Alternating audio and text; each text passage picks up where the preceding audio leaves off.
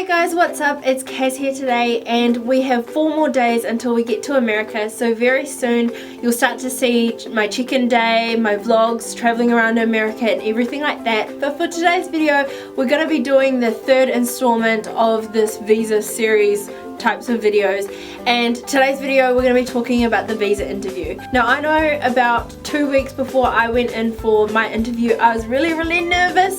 But honestly, don't be nervous because it's very simple. There's just a whole lot of waiting and stuff, but it's actually very breezy and straightforward. So the first thing I want to talk about is the documents that you need to bring to your interview, and there's quite a few of them. Now each person's interview is going to differ depending on who you are, who you get there, what questions they might ask, what documents they might ask for, but today I'm going to be talking about all of the documents that you pretty much need. So first of all, we're going to talk about the compulsory documents. So first of all, you will need a government issued form of ID, for example a passport. That's your best bet. Next, you're going to need the DS-160 appointment confirmation, and this is a sheet that confirms that you have an appointment. Next, you're going to need your DS-160 confirmation form, which is basically that red and blue sheet that has a picture of you on it and has like a barcode on the right hand corner. Next of all, you'll need your service confirmation. Basically, you just need it to confirm that you have paid the $35 fee and you filled it out. Next, you're going to need your student status form. Next, you're going to need your work offer letter. Now, for the Australians, you are going to need $105 US. This is what is called your consular or your appointment fee. The New Zealanders don't have to worry about it, but Aussies you do. Basically, you pay when you get to your interview. So you can make it with cash, or you can make it with a credit card or a Visa debit card, and you can't use an EFTPOS card unless it's a Visa debit card and you press credit. Then you want to have your supporting documents.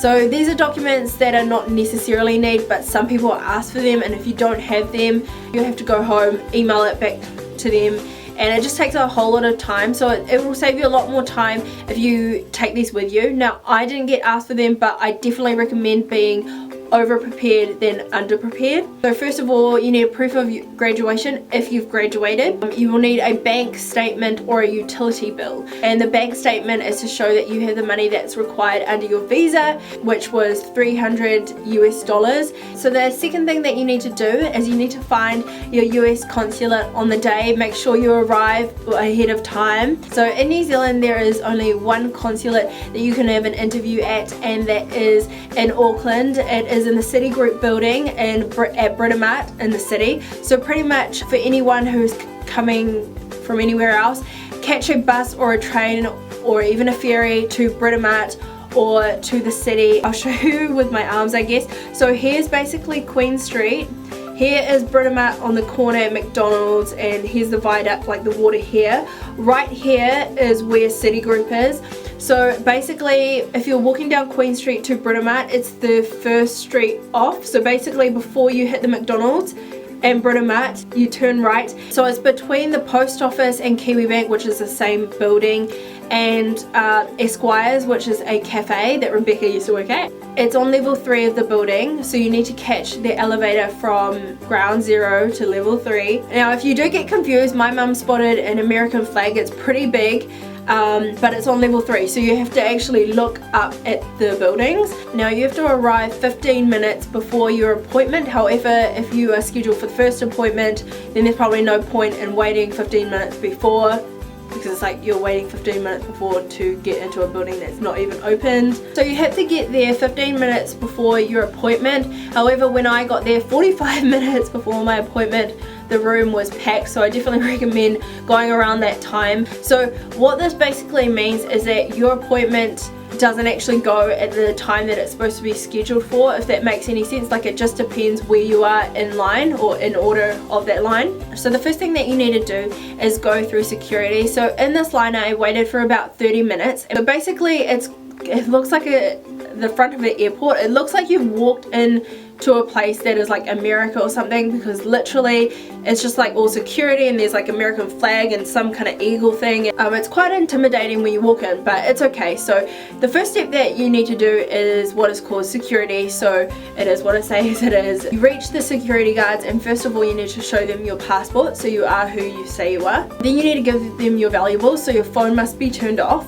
you have to give them any form of metal so that they can put it through the detector thing. So I had a lipstick and then he put that through the detector type thing. We walked through the security gate detector thing and then he gave me back my lipstick, and then all my jewelry and belongings, water bottle and that kind of stuff, they put in a tray and then they put it in a drawer, lock the drawer, and then they give you a number and that number corresponds to that tray. It actually says that you're not allowed to bring your luggage and that kind of stuff in there. P.S. the security guard that I got looked like Ed Sheeran, and I was just like, oh, I love you, because he's my favorite singer. So after security you walk through another room and door, and then on your right hand side that's where you go, and then you have to wait in line again. For me it took about 30 minutes in that line.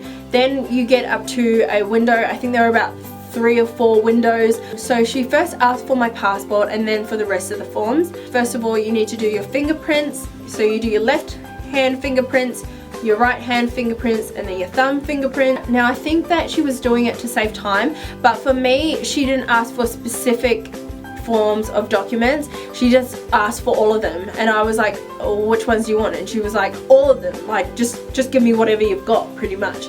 She gave me back my DS-219 form and asked me to sign it. So I needed to write Auckland on it. She asked me to date it and then she asked me to sign it. She gave me absolutely nothing back and then asked me to go sit on the, which is now the right hand side, but technically when you're walking in it's the left hand side. So this is what I call window number 2. So basically you wait there for about 30-40 minutes and then your name gets called and then you go for your interview. So for Australians this is a point in time where you need to pay your consular fee, your 105 US American dollars. I then had to wait for about 30 to 40 minutes for the guy, or one of the guys, because there were 2 that were interviewing, to call out my name. So he said Anderson because he couldn't pronounce my first name. Got my passport out, checked that I was who I said I was, and then he asked me 2 questions. The first question that he asked me was why I was going to America, and I said to work for the DCP. And then the second question he asked me was where do I work now?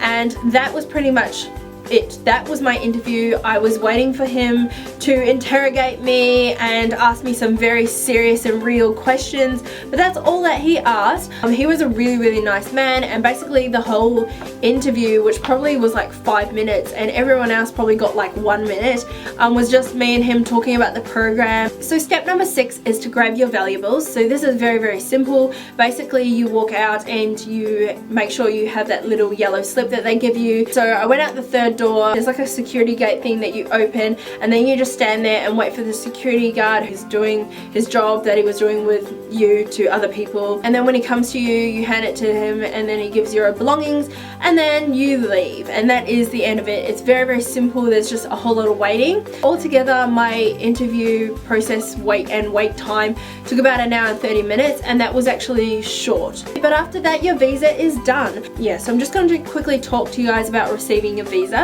So I received my visa 6 days after, so about 5 days after my appointment I got an email saying that they were sending it, and they gave me like a tracking number, and then they sent it the very next day. So yeah, for New Zealand, or for me anyway, it only took 6 days to receive, which is awesome. Anyway, I've got my visa now, and I wish you guys all the best for yours. Honestly, the whole it's a lot of waiting and a lot of stuff to organize, but overall the visa process is a lot easier than one might think. But I hope you have a good day, and I'll see you guys later. Bye.